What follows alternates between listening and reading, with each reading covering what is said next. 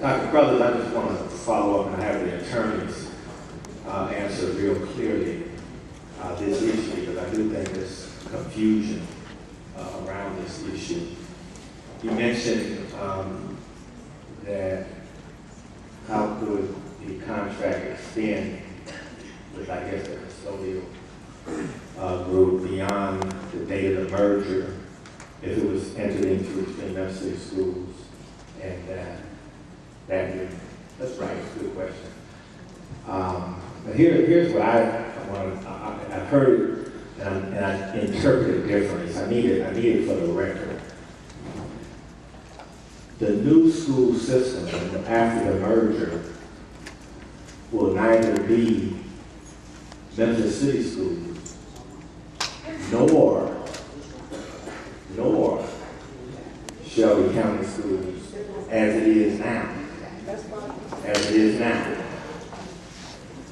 It will be a new entity that will be called, perhaps, but that's not even known, Shelby County Schools.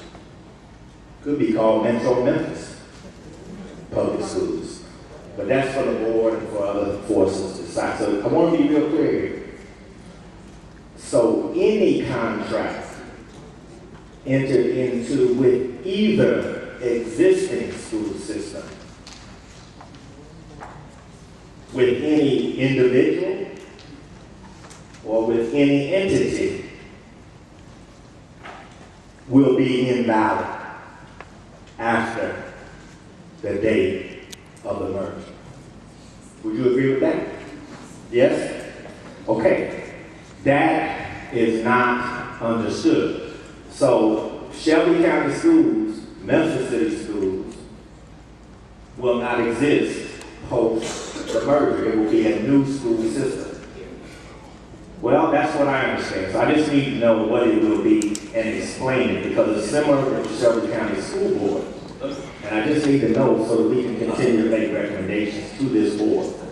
Let me say this to everybody, and I guess also we got Christmas tree over here, everybody lit up. We're talking about the union contracts and extending.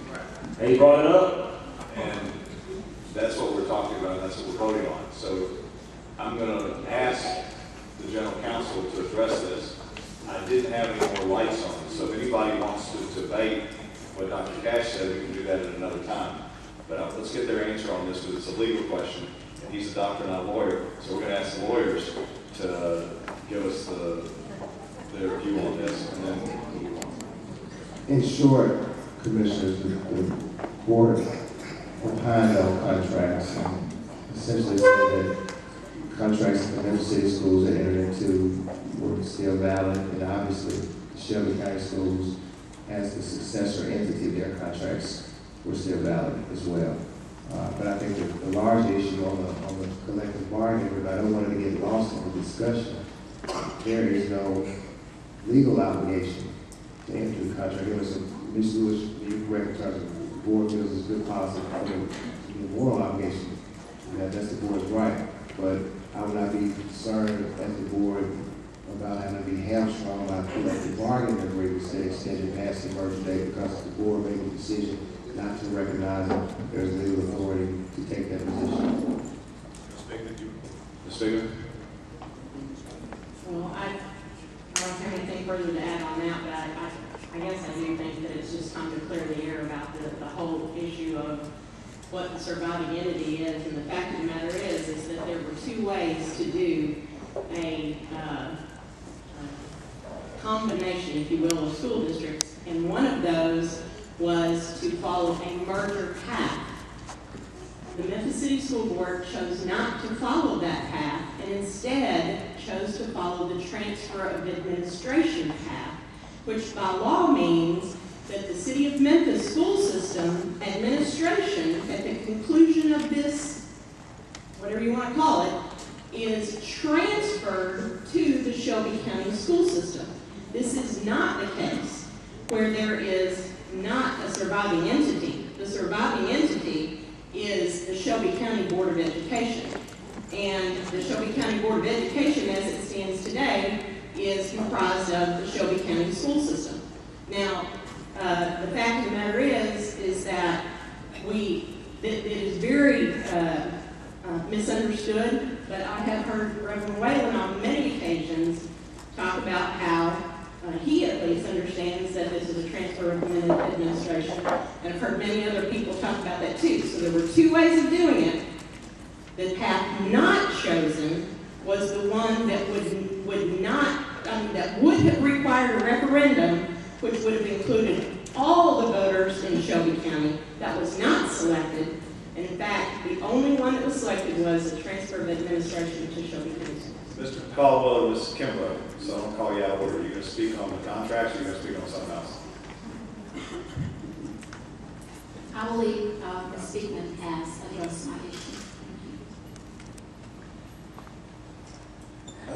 She addressed my issue. I just have one addition. I think this is so important. And I think everyone, if not a lawyer, should refrain from giving legal opinions about this, because that's why we got here. That's all.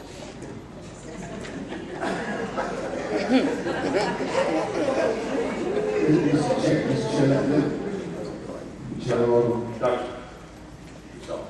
I just want to annotate what my colleague said, because I do think that she's right in terms of transfer administration. But analysis is going to stop there, because you do have a scenario too where the court found the Shelby County Board at that time to be unconstitutional, and that's why we're all here. And I think in terms of what the court articulated was that it expected this new entity, this new board to put together what will essentially be the Shelby County Schools Moving Forward. All right. Okay, I have two requests from commissioners. I didn't realize that. I have two requests from commissioners last week after meeting. One, they didn't like standing dump votes, and one, we have a board where we can see how people vote like they do in other bodies.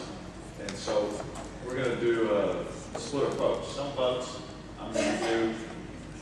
we're going to do on the computer, and some votes we're going to stand up, and it's not controversial.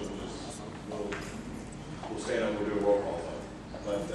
But I think in the future it would be nice. And I know this is wonderful for MCS staff to put all this together. It's difficult to do on a short time, but if we could invest in something that we could see how people are voting, it would be fantastic. And I think that would meet the concerns of the board. And so let's try. What's that? You got us on the screen? How old? Put it on the screen. But can we vote on this tonight? Yeah, we already have. Okay. You only get to vote once.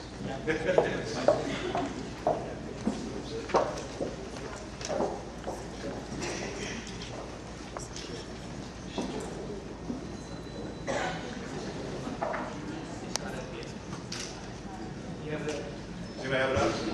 it was, because I saw the vote.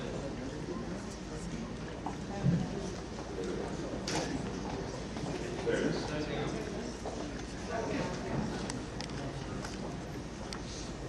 Mr. Chairman, Ms. Kimbrow's can't log in, so I don't know your vote. Okay, we're pretty good. Let's, all those in favor of the motion, just go log in.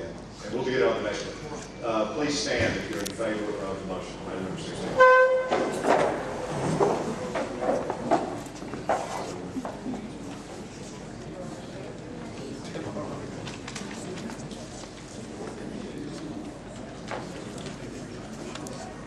All opposed, please stand. Any abstentions?